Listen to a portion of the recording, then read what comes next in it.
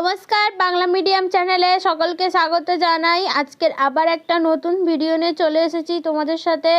সপ্তম শ্রেণীর প্রথম পর্যায়ক্রমিক মূল্যায়ন 2024 ইতিহাস পূর্ণমান 15, সময় থাকছে 30 মিনিট। তো তোমাদের সিলেবাসটা দেখে নাও। প্রথম আছে ভারতের রাজনৈতিক ইতিহাসের কয়েকটি ধারা, দ্বিতীয় ভারতের সমাজ, অর্থনীতি ও সংস্কৃত কয়েকটি ধারা। তো তোমরা তো সিলেবাসও দেখে নিলে, এবারে নাম্বার বিভাজনটা দেখে নাও।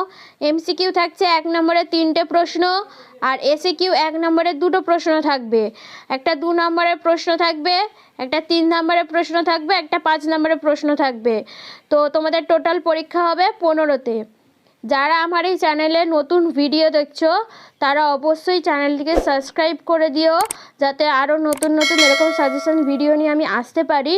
ও আমার ভিডিওগুলো যদি ভালো লেগে থাকে লাইক, শেয়ার আর কমেন্ট। 1 নম্বর, সঠিক উত্তরটি বেছে নিয়ে লেখো। প্রথম প্রশ্ন, বাংলার পাল বংশের রাজত্ব শুরু হয় আনুমানিক 740 খ্রিস্টাব্দে, আনুমানিক 750 খ্রিস্টাব্দে, আনুমানিক 747 খ্রিস্টাব্দে, আনুমানিক 806 খ্রিস্টাব্দে। আমাদের উত্তর আনুমানিক 750 খ্রিস্টাব্দে। দ্বিতীয় প্রশ্ন, কোন মুঘল নেতার বংশধর ছিলেন বাবর? চেঙ্গিস খানের, তৈমুর লঙ্গের, গজনীর মামুদের না মোহাম্মদ বিন কাসিমের? উত্তর তৈমুর লঙ্গের। 3 নম্বর প্রশ্ন, নগরম গঠিত হয়েছিল বণিকদের স্বার্থ রক্ষার জন্য, শিল্প গঠনের জন্য, যুদ্ধের জন্য না কৃষির জন্য? আমাদের উত্তর বণিকদের স্বার্থ রক্ষার জন্য। 2 নম্বর বলেছে এক কথায় উত্তর দাও। প্রথম প্রশ্ন, কাহনপাত কে ছিলেন? উত্তর কাহনপাত ছিলেন পাল যুগের একজন বৌদ্ধ সিদ্ধাচার্য। 2 নম্বর, সকলোত্তর পথনাথ কাকে বলা হয়? উত্তর হর্ষবর্ধন। 3 নম্বর বলেছে যে কোনো একটি প্রশ্নের উত্তর দাও। প্রথম প্রশ্ন, বাংলার সেন যুগে পঞ্চরত্নদের নাম লেখো।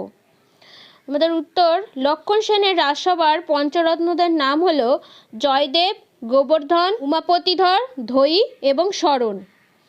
দ্বিতীয় প্রশ্ন, সাহিত্যগত উপাদানকে কয় ভাগে ভাগ করা হয় ও কি কি?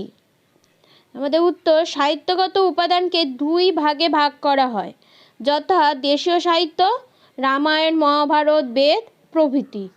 দ্বিতীয় বৈদেশিক সাহিত্য, গ্রিক, রোমান আর চৈনিক রচনা। 4 নম্বর, যে কোনো একটি প্রশ্নের উত্তর দাও। প্রথম প্রশ্ন, এখনকার পশ্চিমবঙ্গের একটা মানচিত্র দেখো, তাতে আদি মধ্যযুগের বাংলায় কোন কোন নদী দেখতে পাবে? উত্তর এখনকার পশ্চিমবঙ্গের মানচিত্র অনুযায়ী পশ্চিমবঙ্গের আদি মধ্যযুগের নদ নদী হলো গঙ্গা নদী, এর শাখা নদী ভাগীরথী তথা হুগলি নদী। পশ্চিমবঙ্গের উত্তরাঞ্চলের নদীগুলি হলো মহানন্দা, তিস্তা, করতোয়া, আত্রাই। এছাড়া পশ্চিমবঙ্গের উত্তরার অঞ্চলের নদীগুলি হলো ময়ূরাক্ষী, অজয়, দামোদর, রূপনারায়ণ, কাঁসাই এবং সুবর্ণরেখা। দ্বিতীয় প্রশ্ন, রাজা লক্ষণ সেনের রাজসভার সাহিত্য চর্চার পরিচয় দাও। উত্তর সেন বংশের রাজা লক্ষণ সেন সাহিত্যানুরাগী ছিলেন। বিশিষ্ট কবি ও সাহিত্যিকরা তার রাজসভা অলঙ্কৃত করেন। তাদের মধ্যে উল্লেখযোগ্য ছিলেন জয়দেব। লক্ষণ সেনের রাজসভার সবচেয়ে বিখ্যাত সাহিত্যিক ছিলেন জয়দেব। তার রচিত গীত গোবিন্দম কাব্যের বিষয়বস্তু ছিল রাধাকৃষ্ণের প্রেমের কাহিনী। দ্বিতীয় পঞ্চরত্ন, জয়দেব সহ লক্ষণ সেনের রাজসভায় আরও 4 জন কবি ছিলেন, ধৈ, গোবর্ধন, উমাপতিধর এবং শরণ।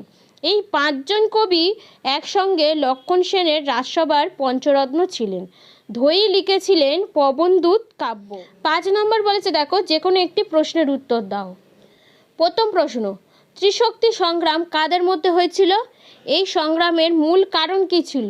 উত্তর হর্ষবর্ধনের পরবর্তী যুগে আর্যাবর্তের রাজনৈতিক কেন্দ্রবিন্দু কনৌজের ওপর আধিপত্য স্থাপনের উদ্দেশ্যে মালবের গুর্জর প্রতিহার, দক্ষিণ ভারতের রাষ্ট্রকূট এবং বাংলার পাল বংশের মধ্যে এক প্রবল ত্রিশক্তি সংগ্রাম হয়েছিল।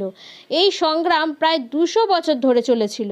কারণ সম্রাট হর্ষবর্ধনের সময় থেকে কনৌজ ভারতের রাজনৈতিক আধিপত্যের কেন্দ্রবিন্দুতে পরিণত হয়েছিল।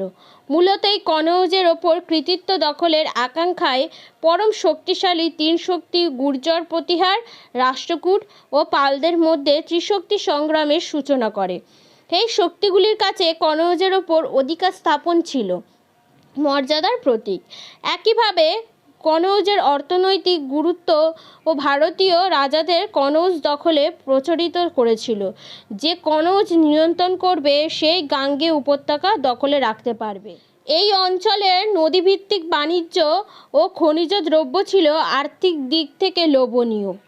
এই রাজনৈতিক ও অর্থনৈতিক গুরুত্বের কথা মাথায় রেখে কনৌজ শেষ পর্যন্ত কে দখলে রাখতে পারবে এই নিয়ে অষ্টম শতাব্দী থেকে পাল, গুর্জর প্রতিহার ও দাক্ষিণাত্যের রাষ্ট্রকূট বংশের মধ্যে টানা লড়াই চলেছিল, যা ইতিহাসে ত্রিশক্তি সংগ্রাম নামে পরিচিত। দীর্ঘ 200 বছর ধরে চলা এই দ্বন্দ্বে তিনটি বংশেরই শক্তি শেষ হয়ে যায়। 5 নম্বর দ্বিতীয় প্রশ্ন, বিক্রমশীল মহাবিহার সম্পর্কে পরিচয় দাও। উত্তর, পালরাজ ধর্মপাল 770 থেকে 810 খ্রিস্টাব্দ মগধে বিহারের ভাগলপুর জেলা বিক্রমশীল মহাবিহার প্রতিষ্ঠা করেন। ধর্মপালের অপর নাম বিক্রমশীল দেব অনুসারে মহাবিহারটি বিক্রমশীল মহাবিহার নামে পরিচিত। ক.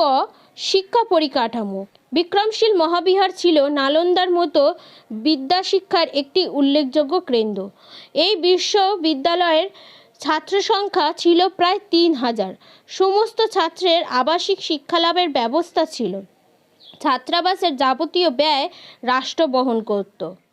দেশ বিদেশের বহু পণ্ডিত ও বিদ্যার্থীর পঠন পাঠনের সুব্যবস্থা ছিল এখানে।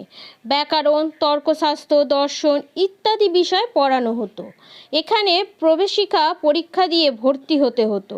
শিক্ষা শেষে তারা উপাধি দেওয়া হতো। খ. অধ্যাপকবৃন্দ।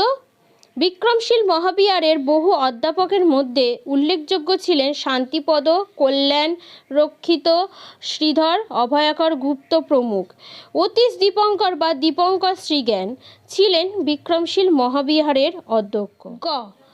ধ্বংস সাধন।